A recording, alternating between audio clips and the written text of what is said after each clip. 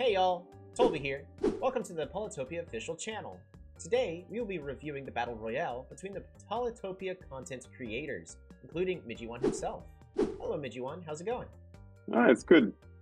How are you? I'm doing alright. I'm actually excited to look over your viewpoints of the Battle Royale that we just finished playing a little while ago, and I look forward to being able to discuss that. Alright, and without further ado, let's get to it. So we played a game with, how many were we? Like 5 players? 6 players total. And 6 players. So, and you and me got to face off quite quickly on our own little continent here. So let's have a look at that, how that went. And this is my view. I'm Hudrik. Yep. So this is going to be like that. Exclusively following Midjiwan's viewpoint. They are playing as the purple Hudrik, somewhat in the center of the map. Yeah. So one question I had is the direction choice of your early archer. Was this the original path you were intending your archer to go? Yeah, I guess. I mean, it looks like I'm doing a very aggressive play. That day I was probably in a aggressive mode or something.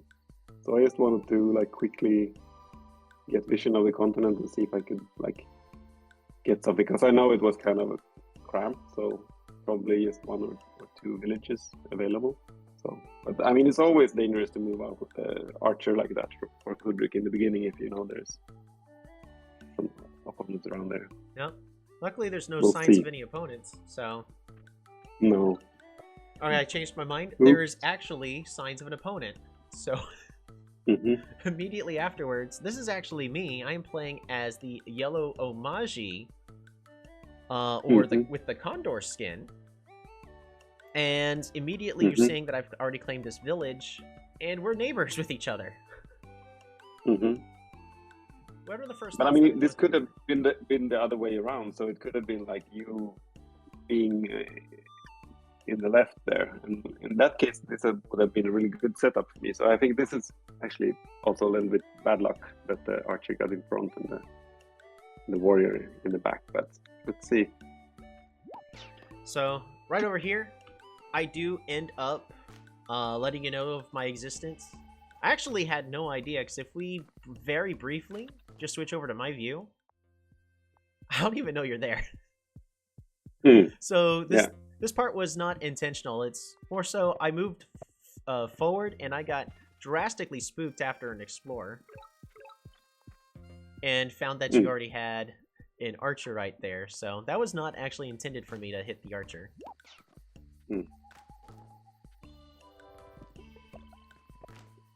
So I'm sacrificing my archer there for whatever would come out of that ruin. So again, I'm playing a very aggressive game here, just trying to like move forward really quickly and see if I could like trample you in some way, or like surprise you, put pressure on you early on. Absolutely. Just imagine how different this game could have gone if that was a swordsman instead of instead of a tech out of that ruin. I would have had to been on the back burner the entire time and playing defensive from step 1. So I go ahead and accept your trade. And right over here, you're now seeing your 3rd village. It picks up an explorer for yourself. And with here, at least from my viewpoint, this is very terrifying to see as a Hudrik player. Already see a lot of riders right there at your doorstep. Yeah, but I got them as well. Yeah, I don't really remember why going down the rider path here. I mean, as you said, as we talked about before, I mean, warriors in forests with the defense bonus is a really good counter for your riders. But I mean, again, I wanted to move quickly. Yep, including another aggressive play. So here you are continuing with your aggression, sieging the city, and it is actually holding off just 2 stars per turn, but if I don't unsiege that, then I'm in trouble. So you're actually keeping me on the defensive, and you're deciding this is the tempo that you'd like to establish. along with setting up for a potential siege here in the north. All you gotta do is train one more archer, and you're threatening a siege on a city that I currently can't unsiege. Go ahead and picking that up. Moving on back. And then pumping out a lot more units. Yeah. So, right over here. You're playing a good defensive Omaji style here, I think. Like building up a huge amount of riders, just keeping them safe, while I'm just like sacrificing everything to keep the pace up. Yeah, in this sort of instance, this kind of aggressive play to try to siege the city is really good, because it helps prevent me from being aggressive against your cities. The downside is you really need this village down here, but I'm positioning everything in a way where you can't easily claim it. And if this game goes on for too long, that'll make it to where I have the production advantage, making it a lot easier for me to secure, well, a lead that you may not be able to come back from. So this play right here is excellent. As long as these archers can continue to poke off these riders, perhaps you might be able to make a comeback and maybe try to get either this village or this ruin. Right over here, the important play of making sure not to unsiege with the warrior but the rider, so that way I can continue to train healthy units off of the city here. This allows me to actually apply even more pressure to you, and instead of attacking my cities, you may have to fall back. So we're both sitting here really just trading blows and trying to prevent each other from getting the city, while you're continuing over and over again to say, no, I'm still here. Don't forget that. We're going to go ahead and keep up with these attacks. And I thought it was over, but then it wasn't. You bring in the road!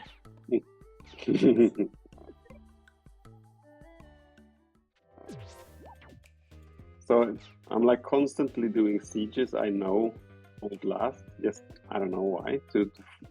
Probably to like force you to, because then I'm like deciding what you are supposed to do every turn.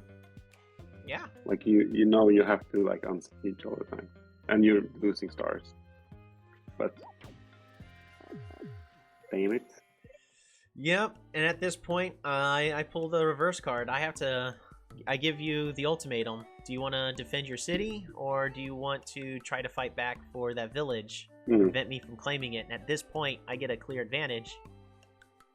Yeah, definitely. And there might be too many riders at this point.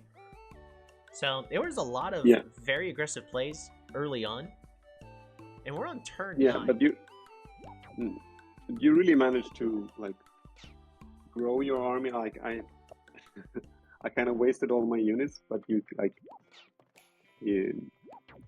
have a lot more units than I do at this point. And it's because you're, I guess, a bit more careful with them, while I'm just sacrificing them. Yep, but this does come with a cost. Because while I am able to win this battle, and once again, somehow you are still applying a siege.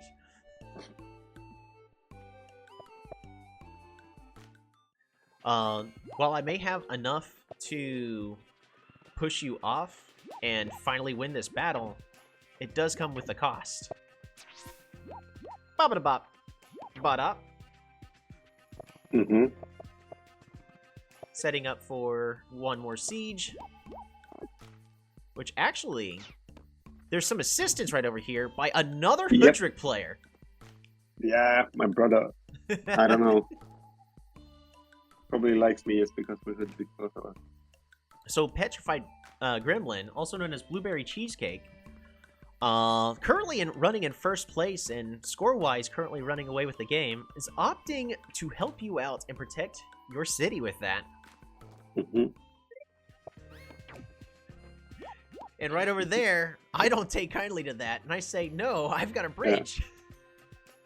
Yeah. This bridge is the very famous important bridge. for this bridge is so important for this entire game. And for those of you seeing this perspective of the game, you might not know how this bridge was quite important and what kind of a role it plays. But at least for now, it allows the swordsman to go forward to kill off an archer, throw in enough riders, with a warrior to secure a siege. And at this point, that is enough. And unfortunately, I capture all the cities, and that isn't it for Midjiwan. That was one heck of an aggressive game, and it may look like that I have quite a commanding lead. But if you want to know how commanding of a lead this actually is, go ahead and take a look at Goalie's YouTube channel for the entire video content of how this game ends up finishing off. Including the very interesting story about the bridge. The bridge. Thanks for watching. If you're interested in to see the resolution and the full coverage of the entire game, check out Goalie's channel. Be sure to leave a like, comment, and subscribe. And we hope to see you in the next video.